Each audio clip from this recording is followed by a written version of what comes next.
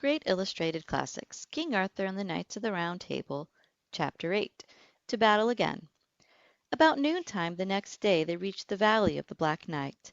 All looked as it did before. The gloomy castle, the apple tree covered with shields, the bridge where the black shield was hung. "Now, Merlin," said King Arthur, "I strictly forbid you to enter this quarrel. No magic shall determine right. It shall be between bold knights defending their valor." The king rode forth upon the bridge, and once again struck the sable shield with all his might. Immediately the gates of the castle opened, and the Black Knight rode forth, equipped for the encounter. As he came to the bridge head, King Arthur spoke to him. "Sir Pellinore, we now know one another well, and each has his own opinions as to the causes of our quarrel. You feel that I have taken away your kingly estate and have driven you to this forest. I feel that you have set yourself here to do injury and affront to the knights in my kingdom. Let us fight, man to man, until one of us has conquered the other." King Pellinore bowed his head in agreement, and each combatant rode off a ways, then wheeled to confront the other. Once again their spears burst into splinters, but neither was able to unseat the other. Then each knight jumped off his horse and drew his sword, but now, having Excalibur to aid him, King Arthur soon overcame his enemy. For he gave King Pellinore several wounds, yet received none himself. And at last King Arthur delivered so bold a stroke that King Pellinore felt his whole body go numb. He dropped his sword and shield and sank upon his knees. Then he called upon King Arthur to have mercy, saying, "Spare my life, and I will yield to you." King Arthur answered, "I will spare you and do more than that. For now that you have yielded yourself to me, I will restore you to your power and your land. I bear you no ill will, Pellinore, but I can brook no rebels in this realm. As God judges me, I do rule singly in this kingdom. He who is against me is against my people, and he who is against my people is against me. As a pledge of your good faith, you will send to me your two sons, Sir Aglaval and Sir Lamorak, to serve as knights in my court." Then King Arthur carried King Pellinore back to his castle and made sure his wounds were taken care of, and peace and harmony were for a time brought to the kingdom. Now as King Arthur and Merlin rode back to the court, Arthur was filled with happiness over both his victory and his new sword. After a time Merlin questioned the king. "Arthur, which would you rather have, Excalibur or the sheath which holds it?" To which Arthur replied, "Why, 10,000 times I would rather have Excalibur than its sheath." "In this you are wrong, my lord," said Merlin, "for let me tell you that though Excalibur is so sharp that it can cut either a feather or an iron bar in two, yet its sheath is so magical that he who wears it can suffer no wound in battle, nor lose a single drop of blood. For as you saw in your last battle with King Pellinore, you suffered no wounds at all." Then King Arthur looked angrily at Merlin, for all the pleasure he had received from defeating King Pellinore had disappeared. "Merlin, I do declare that you have taken from me the entire glory of that battle. For what credit may fall to any knight who fights his enemies by means of enchantment? I have half a mind to take this glorious sword back to the magic lake and cast it where it belongs." "My lord," said Merlin, "assuredly you are right in what you say.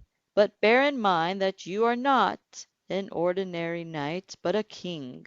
Your life belongs not to you, but to your people.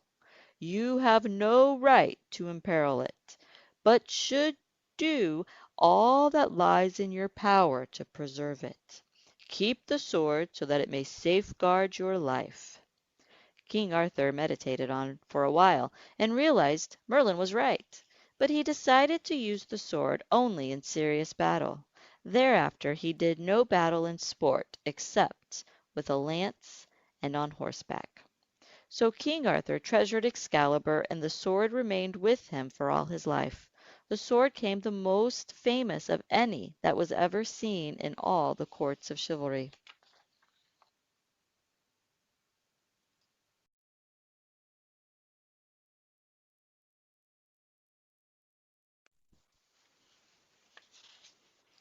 Chapter 9. The Magic Cap. One day, as King Arthur feasted in Camelot, surrounded by his knights, a herald messenger arrived from the west country. The messenger was from King Leodegrance of Cameliard, one of his first allies. He informed Arthur that their mutual enemy, King Ryence of North Wales, had demanded from King Leodegrance the return of lands that bordered their countries. Ryence had also demanded that King Leodegrance deliver his daughter Lady Guinevere to his nephew, Duke Mordaunt of North Umber. Now, Duke Mordaunt, although a mighty warrior, was of evil appearance and violent in temper. But King Leodegrance had no army to defend his kingdom, so he called upon Arthur for aid. When Arthur heard this news he became furious. He rose from the chair where he sat and went into an inner room of the castle to be by himself.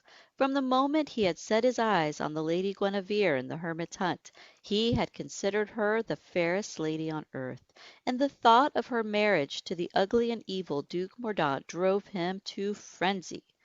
Then, after a while, he commanded that Merlin, Sir Ulfius, and Sir Kay should come to him. He talked with them for a long time, bidding Merlin to ready himself for a journey with him. He told Sir Ulfius and Sir Kay to gather together a large army of chosen knights and bring them to his castle at Tintagellon, near the borders of North Wales and Cameliard. They travelled all the next day to Tintagellon, without adventure or misadventure of any sort. Arthur was received with great rejoicing, for wherever the king went the people loved him dearly. The next morning Arthur and Merlin walked into the woods, and Arthur opened his mind to Merlin. "Merlin, I do believe the Lady Guinevere is the fairest lady in all the world, and my heart is filled with love for her. I think of her continually, whether I am eating, drinking, walking, or sitting still. The thought of another man taking her for his wife drives me mad. I will not have it. Now I know you are cunning in the arts of magic that may change a man's appearance so that even those who know him best cannot recognize him. I desire you to disguise me so that I may go, unknown of any man, to Cameliard so that I may see the Lady Guinevere every day. For I desire to behold her in such a way that she may not know of my regard. So, too, this way I will see the perils that surround my good friend King Leodegrance." Upon returning to the castle, Merlin came to the king and gave him a little cap. The cap was a magic one, for as the king set it upon his head, in that instant he assumed the appearance of a rude and rustic fellow from the countryside. The king ordered a jerkin of rough fabric be brought to him, and with this he covered his royal and knightly clothes, and hid the golden collar that he always wore around his neck. Then setting the cap upon his head, he assumed his disguise. Entirely unrecognizable, he left Tintagellon and took his way on foot to the town of Cameliard that lay at the base of the castle. By the end of the day he came to the castle itself, and in the guise of a poor peasant from the countryside, no man in the world knew who he was. At the castle he made inquiries for the head gardener. He asked him for work in that part of the garden near where he knew dwelled the Lady Guinevere. The gardener looked upon him and saw a tall and well-framed lad and hired him immediately. And thus it was that King Arthur became a gardener's boy at Cameliard.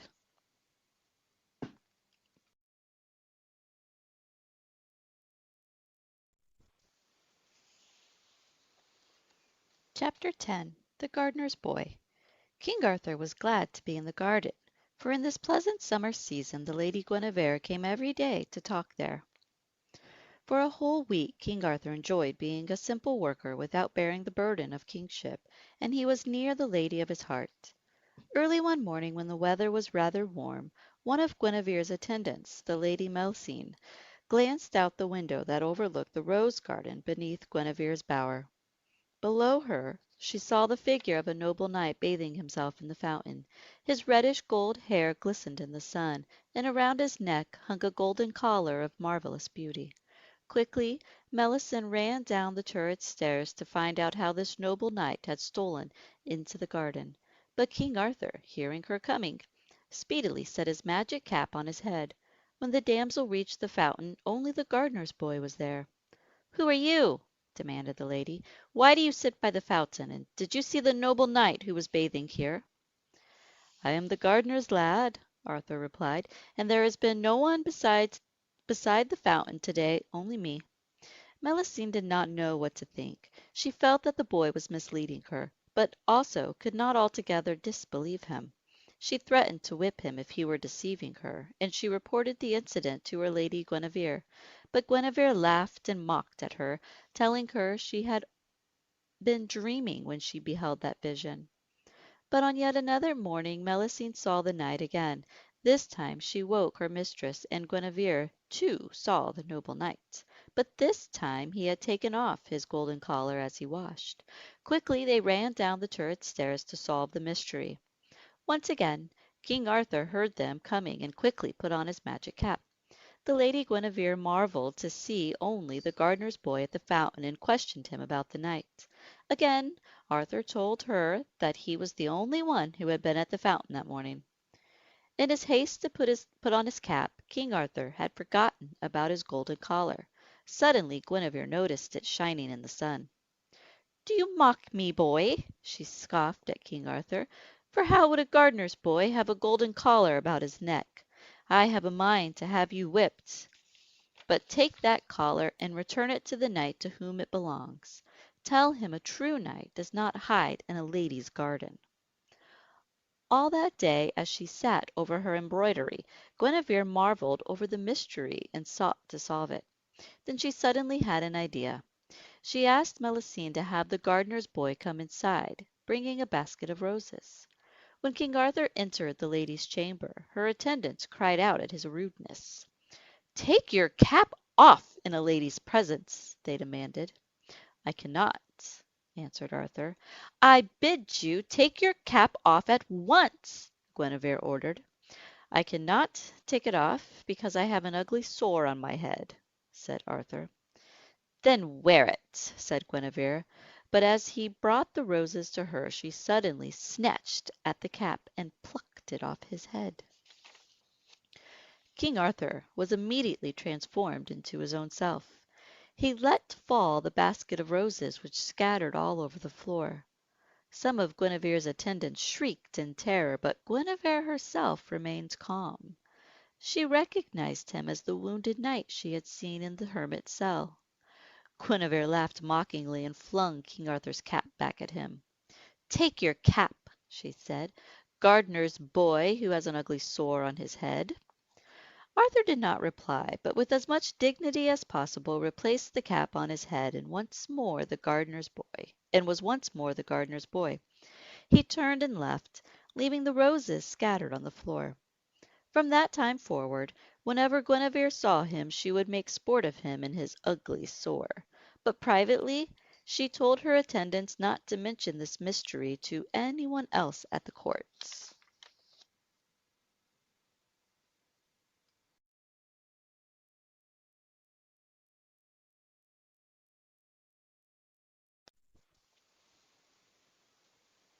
Chapter 11. King Arthur challenges Duke Mordaunt. Then bad times came to the kingdom of Cameliard. King Rents of North Wales and Duke Mordaunt lay siege, once more demanding the return of land and Guinevere's hand in marriage. Each day Duke Mordaunt paraded in front of the castle on horseback, challenging any knight of Cameliard to meet him.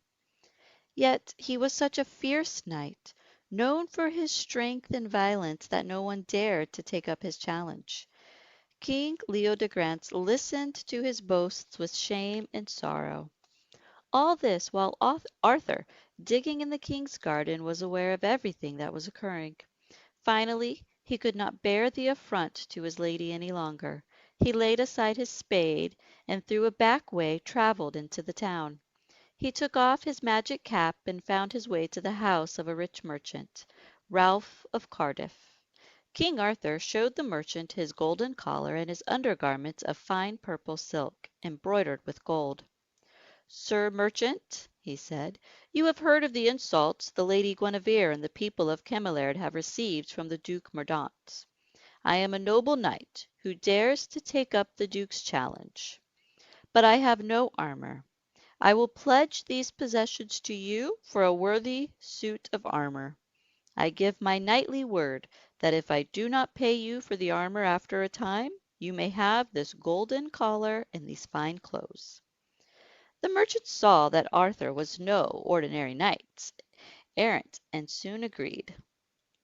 He found for Arthur the best armor available, for he too longed for the defeat of the arrogant Duke Mordaunt. The armor was cunningly wrought and inlaid with gold, but the shield was pure white and bore no crest on it. King Arthur mounted his steed and made his way through the stony streets of the town. Rumors began to circulate that a noble knight had arrived to do battle with Duke Mordaunt. But first King Arthur made his way through a back route to the Queen's garden and asked to see the Lady Guinevere. "My lady," he called out, "do I have your permission to take up Duke Mordaunt's challenge in your name? Perhaps you will give me some token of your good wishes that I may take into battle with me." "Sir Knight," replied Guinevere from her window, "I do wish I knew who you are. But since no one else takes up this challenge, I grant you permission to fight for me. What token would you like me to provide for you?" King Arthur asked for Guinevere's necklace to tie about his arm. Guinevere took off the necklace and dropped it into King Arthur's waiting hands. He thanked her for her boon, and with an uplifted and joyous heart rode out to do battle with Duke Mordaunt. Now the report had gone throughout Cameliard that a knight was to go forth to fight the Duke. Great crowds gathered upon the walls, and King Leodegrance and the Lady Guinevere came to where the castle wall overlooked the meadow defended by Duke Mordaunt. Suddenly the gates of the castle were lifted up, and the Knight of the White Shield rode forth. The hoofs of his war horse thundered and his armor flamed like lightning. A great shout of approval went up from the people of Cameliard. When Duke Mordaunt saw the knight clad in white, he rode directly to him and spoke words of knightly greeting. "Sir, I see that you bear no crest upon your shield, so I do not know who you are. Yet I believe that only a knight of good quality would dare challenge me." "Sir Knight," answered King Arthur, "I am of quality equal to your own. And as for my courage, I believe I have fought as many noble battles as you." "Make your prayers, then," scoffed Duke Mordaunt, "for I have defeated better men than you." To this taunt King Arthur answered calmly, "That shall be according to the will of heaven, Sir Knight, and not to your own." With that the two champions saluted each other and rode to their assigned stations. Each gripped his spear and shield and made ready for the great encounter. A wonderful silence fell upon the crowd in anticipation of the battle. Then, all of a sudden, each shouted to his war horse and launched forth. And so they met in the midst of the course with a noise like thunder. The spear of Duke Mordaunt burst into splinters, but King Arthur's spear did not. So the Duke was cast out of his saddle and spun around like a windmill, whirling in the air before he finally fell to earth. Then he rolled over 3 times and lay absolutely still. His friends feared he was dead, but he recovered after a few hours. King Arthur sat quietly on his horse. Then he quickly rode off to the forest, an unknown champion who had saved his lady.